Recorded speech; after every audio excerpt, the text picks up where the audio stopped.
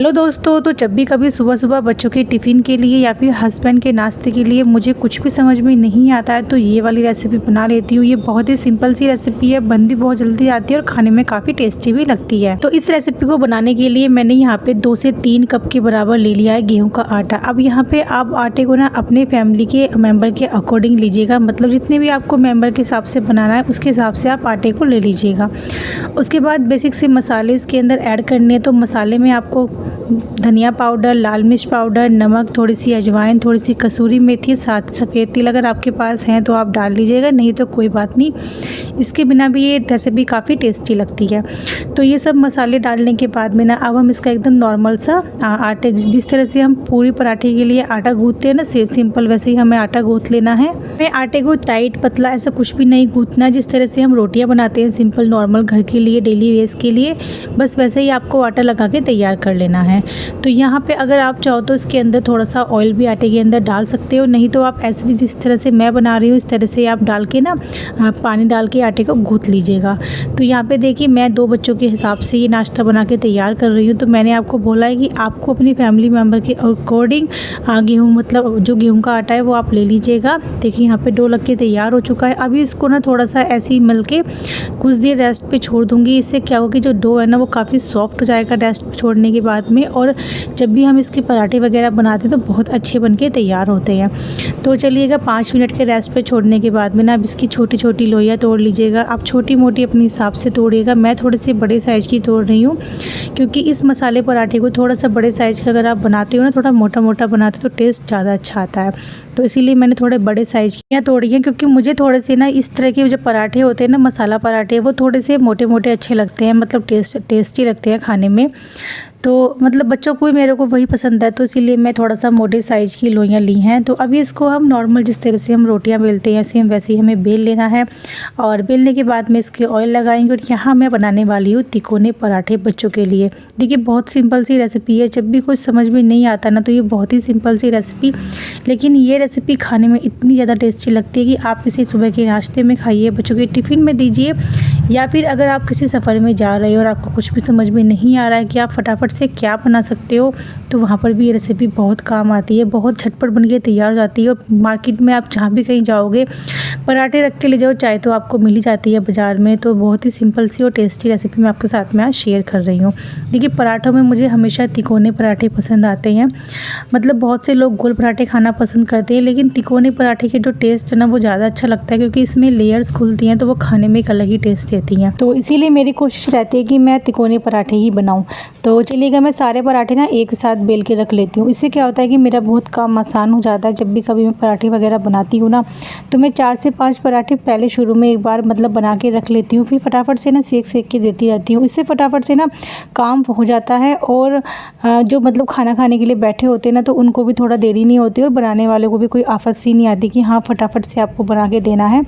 तो मैं हमेशा ऐसे ही करती हूँ, 4-5 लोइयाँ बना लेती हूँ, उसके बाद इन्हें फटाफट से बेल लेती हूँ, और बेलने के बाद में इन्हें बहुत जल्दी करके सेक के फटाफट से देती भी रहती हूँ।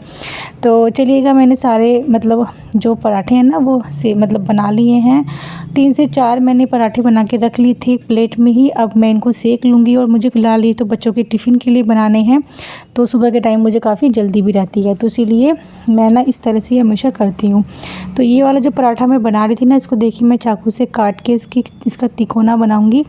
तो इससे क्या होता है कि ना ये वाला जो पराठा ना ये भी बहुत अच्छा लगता है। इसमें तो बहुत सारी लेयर्स खुल के आती हैं, तो ये तो बनाने में और खाने में बहुत ही ज़्यादा स्वादिष्ट भी लगता है। तो चलिएगा इसको बेल लेते हैं, और इसकी जो शेप है ना शेप भी इसकी काफ़ी अच्छी आती है, क्योंकि हमने जो इसको काट दिया है ना तो शेप इसकी एकदम तिकोनी आती है।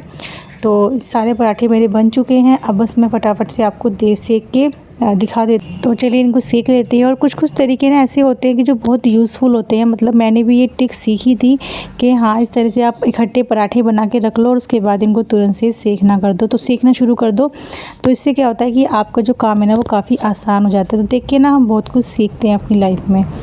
तो यहाँ पे मैंने पहले ही तवा गर्म होने के लिए रखा हुआ था और अभी सुबह का टाइम है, तो सुबह के नाश्ते के लिए और बच्चों के टिफ़िन के लिए मैं ये बना रही, तो बहुत जल्दी मुझे रहती है काम करने की, यानी कि एक साथ मैं कई सारे काम को समेटने की कोशिश में रहती हूँ। तो इसीलिए मैंने तवा वगैरह पहले ही रख दिया था गैस पे कि जितने में पराठे वगैरह बेल के हटूँगी ना, तो इतने तवा भी अच्छे से गर्म हो जाएगा। तो यहाँ देखिए इनको मैं सीख रही हूँ, देसी घी में बना रही हूँ बच्चों के टिफ़िन के लिए। जब भी मैं कोई टिफ़िन के लिए रेसिपी बनाती हूँ तो मैं उसकी ज़्यादातर कोशिश रहती है कि उसको मैं देसी घी में बनाऊँ।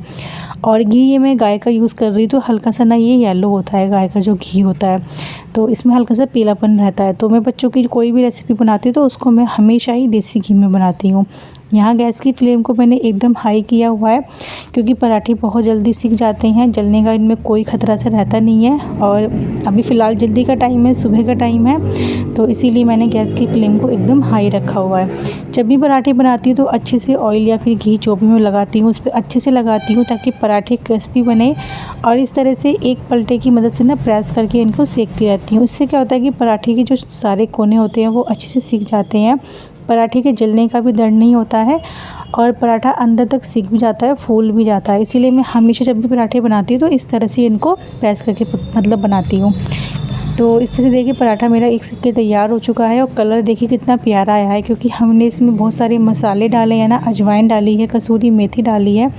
तो कसूरी मेथी और अजवाइन डालने से ना पराठे का जो टेस्ट है ना वो दुगना हो जाता है और दूसरा पराठा काफ़ी कुरकुरा भी बन के तैयार होता है।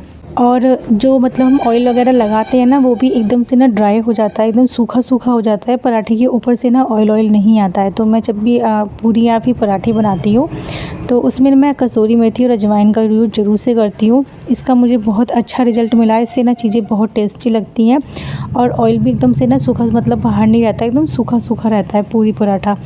तो मैं ज़रूर से 2 चीज़ें डालती हूँ पूरी पराठे के अंदर, और इसके बिना मुझे पूरी पराठे खाने में भी टेस्टी नहीं लगते हैं। तो ये एक एक करके मैं सारे पराठे सेक लेती हूँ और इसी के साथ मैं बना लेती हूँ फटाफट से एक साइड में गरम गरम चाय। तो चलिए फ्रेंड्स, मैंने सारे पराठे एक एक करके सेक लिए और एक साइड में मैंने गर्मा गर्म चाय बनने के लिए रख दी है, क्योंकि इन पराठों के साथ में देखिए चाय तो ज़रूर बनती ही है। इस चाय के बिना आलू के पराठे, नॉर्मल पराठे खाने में बिल्कुल भी टेस्टी नहीं लगते हैं। तो साइड में मैंने चाय बनने के लिए रख दी थी और यहाँ हमारा सुबह का नाश्ता और बच्चों का टिफ़िन मैं ऑलरेडी पहले बना के दे चुकी हूँ, लग के तैयार हो चुका है। तो कैसे लगा मुझे कमेंट्स में बताना। राधे राधे।